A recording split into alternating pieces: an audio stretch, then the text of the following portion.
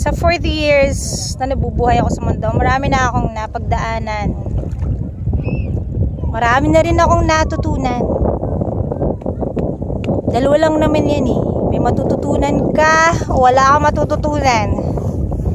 Lahat namang masasamang nangyayari sa atin, accept na lang natin. Kasi lahat naman ng tao nakakaranas yan eh. Lahat. Hindi lang ako. Hindi lang ako, hindi lang ikaw. Tayong lahat. Kasi sinilang tayong ganon. Lahat yan. Walang taong walang problema. Diba? Lahat tayo may problema. Iba-iba lang natin kung paano natin to dadalhin. Paano mababubuhatin ang problema? Paano nga ba? Dapat marunong kang magbuhat.